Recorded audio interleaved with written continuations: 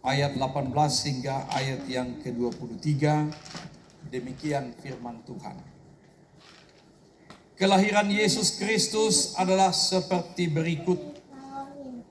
Pada waktu Maria, ibunya bertunangan dengan Yusuf, ternyata ia mengandung dari Roh Kudus sebelum mereka hidup sebagai suami istri. Karena Yusuf suaminya seorang yang tulus hati dan tidak mau mencemarkan nama istrinya di muka umum, ia bermaksud menceraikannya dengan diam-diam. Tetapi ketika ia mempertimbangkan maksud itu, malaikat Tuhan nampak kepadanya dalam mimpi dan berkata, "Yusuf, anak Daud, janganlah engkau takut mengambil Maria sebagai istrimu. Sebab anak yang di dalam kandungannya adalah dari Roh Kudus. Ia akan melahirkan anak laki-laki, dan engkau akan menamakan dia Yesus, karena dialah yang akan menyelamatkan umatnya dari dosa mereka." Hal itu terjadi supaya genaplah yang difirmankan Tuhan oleh Nabi. Sesungguhnya anak darah itu akan mengandung dan melahirkan seorang anak laki-laki, dan mereka akan menamakan dia Immanuel, yang berarti Allah menyertai kita. Demikian firman. Saudara-saudara yang dikasihi Tuhan Yesus Kristus, andaikan kita yang hadir di sini ditanya, apakah Bapak Ibu mengalami persoalan, masalah, dan juga pergumulan dalam kehidupan? Saya yakin semuanya kita punya pergumulan dalam hidup. Yang walaupun mungkin tingkat pergumulannya itu ada yang merasa berat, ada yang merasa sedang-sedang saja, ada yang merasa ringan. Tetapi bisa saja seseorang menganggap bahwa persoalan itu berat, tapi menurut orang lain itu gak ada apa-apanya. Dan bisa saja setiap kita mempunyai persoalan hidup.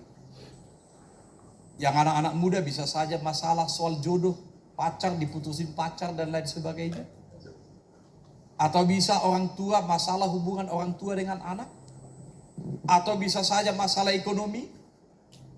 Bisa saja masalah dalam keluarga, masalah pekerjaan dan lain sebagainya. Dan masing-masing kita berusaha untuk menutup rapat-rapat persoalan kita. Karena kalau kita ceritakan juga kepada orang lain, belum tentu dia memberikan solusi atau menjadi senjata nanti bagi dia untuk menyatakan sesuatu kepada kita. Tetapi sesungguhnya kita memiliki masalah masing-masing. Dan Tuhan Yesus mengatakan, cukuplah masalah hari ini diselesaikan hari ini. Saudara-saudara, mengapa saya katakan kita mempunyai masalah, persoalan dalam kehidupan? Di dalam nats kita ini kita melihat dua hal. Yang pertama, manusia sulit memahami rencana atau perbuatan Allah dalam hidup kita. Saya nggak tahu apakah kita semuanya bisa langsung memahami rencana Allah. Mungkin ketika baik-baik saja kita katakan puji Tuhan. Ketika kita sukses, ketika usaha kita berkembang, semakin besar, semakin hebat, kita katakan puji Tuhan.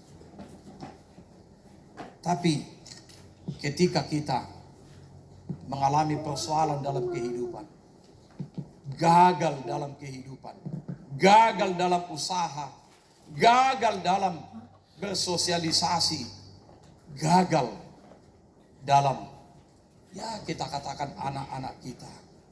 Mungkin kita katakan, apa arti semuanya ini Tuhan? Mengapa ini bisa terjadi kepadaku? Padahal aku ini baik loh. Apa kurangnya sih saya? Apa sih yang belum kulakukan dalam kehidupan ini? Mengapa engkau Tuhan membiarkan hal ini? Mengapa engkau Tuhan tidak bersegera menolong saya? Kita sulit menerima rencana Allah ketika itu tidak cocok dengan pikiran kita. Ketika itu tidak cocok dengan cita-cita dan harapan-harapan kita. Kita mungkin akan katakan, Tuhan itu kok tega ya membiarkan saya seperti ini. Saudara-saudara, mengapa saya katakan seperti itu? Di dalam nas ini saja kita melihat Maria dan Yusuf yang sudah bertunangan.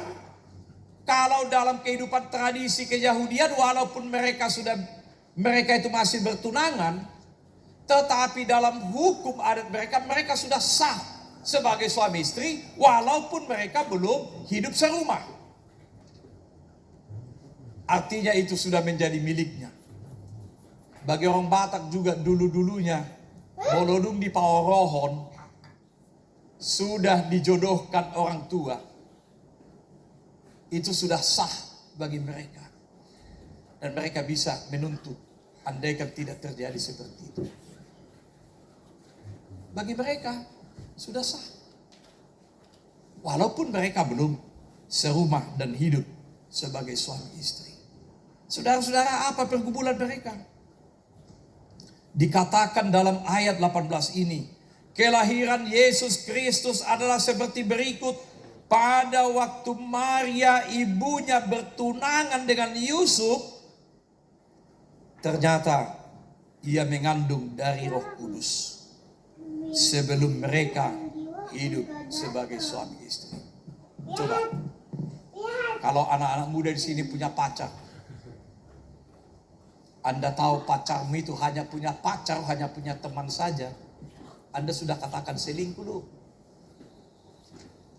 Apalagi kamu tahu dia mengandung. Kira-kira kamu masih mau nggak nemani dia? Anggo hita karol tama bersih mbak berua sama aku. Bersih deh. Amit. Dan coba bayangkan, apalagi mereka sudah bertunangan, apa yang akan dia lakukan? Apakah dia masih tetap bertahan, mempertahankan perjodohan itu? Masakan dia mau juga menanggung aib wanita dalam tanda petikan yang gak jelas? Gak mungkin dia. Biar aja dia menanggung sendiri seperti itu.